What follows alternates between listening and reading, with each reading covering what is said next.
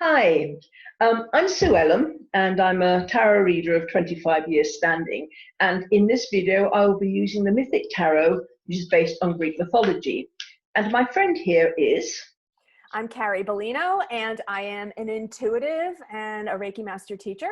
And we're working together to address questions that I've received, and also things that we see out in the world that we feel need to be addressed so that we can help everyone move forward.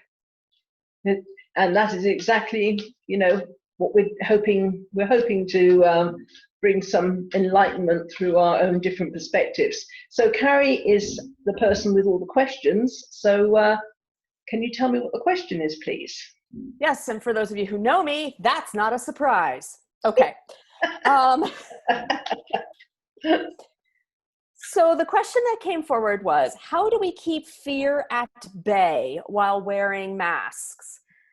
And so I'm thinking, well, I'm not going to say anything else. Go ahead. How do we keep fear at bay while wearing masks? Okie dokie.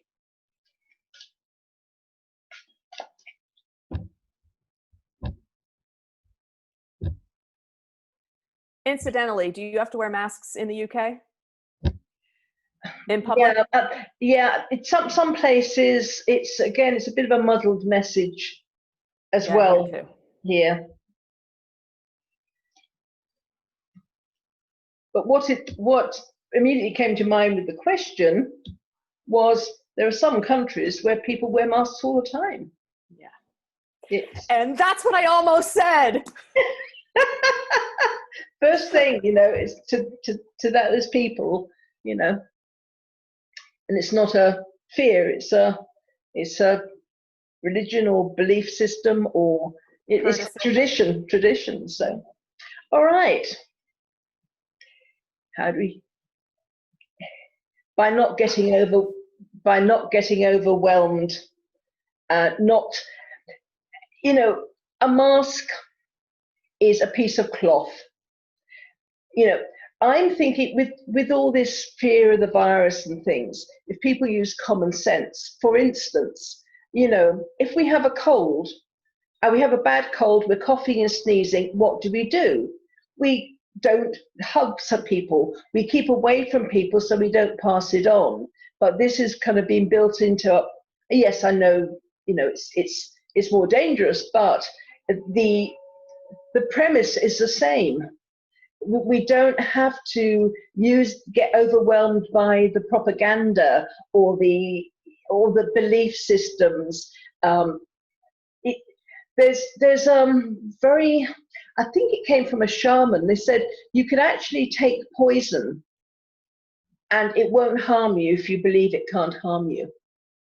Don't try that, everyone. Oh, no. This is your belief system has got to be absolutely solid, and you've got to do many years of training in order to do that. And it's not people do, but this is what they say. If you don't believe something can harm you, it can't harm you. But your belief system and your knowledge has got to be rock solid. There can't be any question in your mind, oh my God, what if? So this is based on many years of training. So, but let's not get overwhelmed with the fear. Let's not get overwhelmed with all the news and all the the stuff. Let's listen to our own common sense and just think of it as try to think of it more as a fashion accessory, because are becoming, there's some beautiful ones being made now, all colourful and stuff, and it's a temporary thing. And wearing a mask, from what I'm hearing, is more about you protecting other people than protecting yourself. So look at, if you can see it as a service you're doing to other people, so that you're protecting them from any germs that you might have. If you can look at it from a different perspective, because it's just a mask. It's not, it doesn't have to be anything. It doesn't have, it's only seen negatively because of the connotation that's been put on it. And here we have, listen to what your inner voice is telling you. Listen, you know, rather than what other people are saying and all their opinions, take time out to yourself, sit quietly and say, okay, what is my inner voice telling me? It doesn't matter what, I don't need to listen to other people's opinions at the moment. I have to be true to myself. And there's a lot of kind of wanting to go out there and at the moment, I think this is people just, they don't want to sit and wait for things to come to them. They don't want to be indoors. They don't want to be cut off from the world. They want to go out there and explore the world and get back to kind of reality. It's kind of, or that, well, when I say reality, that's a bit of a, you know, I'm sure Carrie will pick up on what reality is. But as soon as I say a word, I think, oh, Carrie's going to get that one. but it's like wanting to go out there and, you know, and just, you've got so much energy, the imagination, and you just don't want to be sat indoors anymore. But if you go out, you've got to wear a mask, and there's so much fear attached to that, and a feeling of judgment as well. You know, what will people feel if I'm wearing a mask and they're not? Will it look as though I'm more fearful than they are? Or there's so much judgment of all sorts. Or will they like the pattern on my mask these days? You know, who knows? Because if we sit long enough and are in our heads, then we can make up all kinds of stories. This is about having lots of opportunities. This is an opportunity actually to meet other people as well, you know, and to bond over the wearing of masks. Say, oh, you know, where did you get yours? You know, really like that one. So trying to make it feel normal rather than a badge of fear. I mean, we're used to doctors and dentists and all sorts using, you know, masks these days. You know, when I was kind of much younger, you'd go into dentist and they didn't wear masks. You know, they didn't wear gloves. Now you've got to wear these goggles, and they've got masks. You know, one of my dentists changed, and I didn't even know what he looked like. I wouldn't have recognized him in the street because all I could see was his eyes. You know, I actually asked him if he could take his mask off so I can see his face when I was leaving. So it's really lots of opportunities can come out of this for bonding. And I'm thinking of opportunities for businesses as well. How many businesses have started making masks? The ones that used to do other things. So there's lots of, it's a mask. It's just getting such a bad rap. Here we've got choices, and we need to make mature choices about, again, whether we wear one, we don't wear one, but also respecting, if there's a shop that says you have to wear them, don't get into arguments. You know, respect the rules. It's like you go to somebody's house. If they say, well, you know, you need to take your shoes off, you take your shoes off. So I think a lot of the problem now is that people aren't making wise choices about this. They're thinking, well, I've been asked to wear a mask, which is taking away my freedom of expression, and I'm not going to. And I'm not going to respect the fact that other people have said, well, you know, if you come in my shop, you've got to wear a mask. It's not about them. It's about me. And this is going back to the me culture. And, you know, it's like if I go up to somebody in the street, I don't know what, if I'm not wearing a mask, I go out, if I don't wear a mask, and then I guess I get up kind of close to somebody who's a complete stranger to me. I start talking to them and stuff, and I don't know what effect I've had on them. They don't know me. They don't know if I've been infected. They don't know if I've had a virus, if I've been sick or anything. They don't know. And then they have got to go home to their children not knowing if I have infected them. And they might end up having sleepless nights because of my action, because they are in fear. And I know I'm okay, but they don't know. So it's thinking about other people, and is wearing a mask such a high price to pay for other people's peace of mind at this time, because there's so many people that are in so much fear, and people who have had people who've got the virus. I mean, within my family, I've had somebody who's had the virus and they have been so sick. You know, so is it too much to ask for me to wear a mask to make other people feel safe? That's a choice that we're being asked to make mature choices, because other people are affected by those choices. And do something that we love. This is about loving things we do. You know, be proud of ourselves. Sometimes we have to kind of go against our belief systems. You know, there's many people who don't really believe in the virus and all this sort of thing. But, you know, for the sake of a community,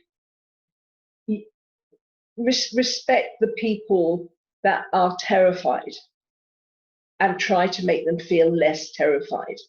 And then we will feel we're doing something we love. We're supporting other people who who for various reasons are petrified.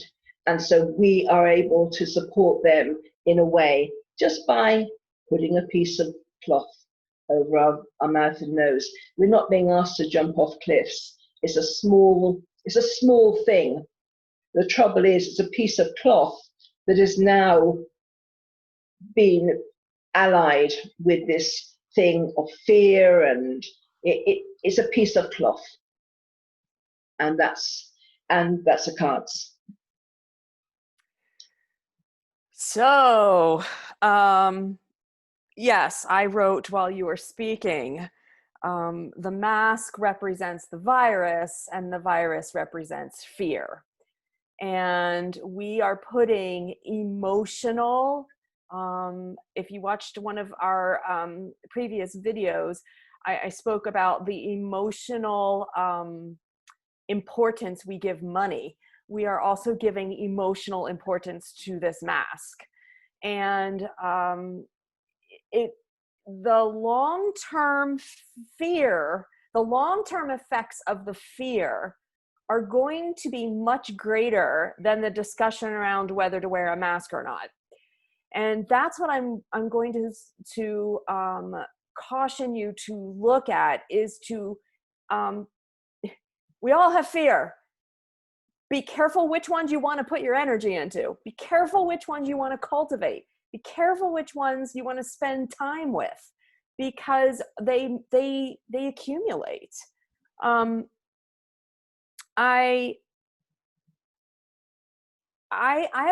don't share personal stories too much, but I'm going to throw this one out there.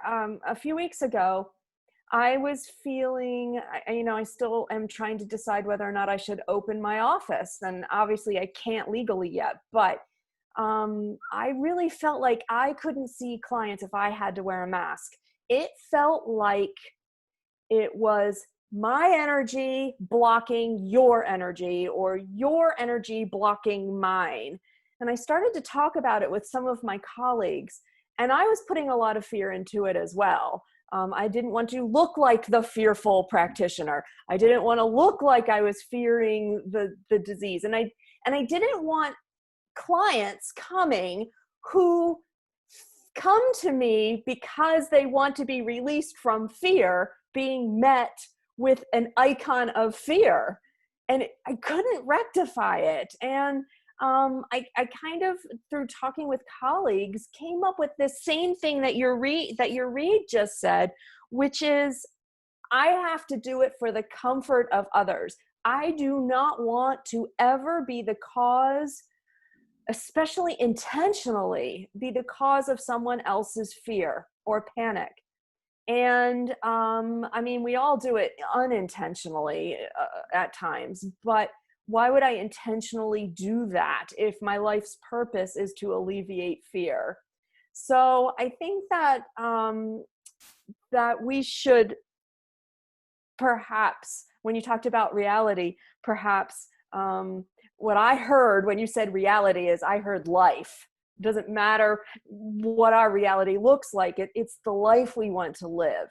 And if this mask temporarily allows us to live our life, then don't attach fear to it, please. There's enough fear out there.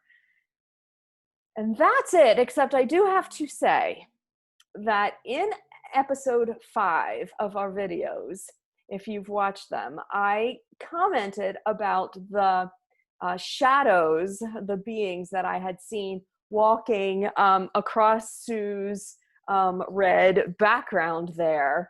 And I pointed it out. So if you didn't catch episode 5, you might want to watch that.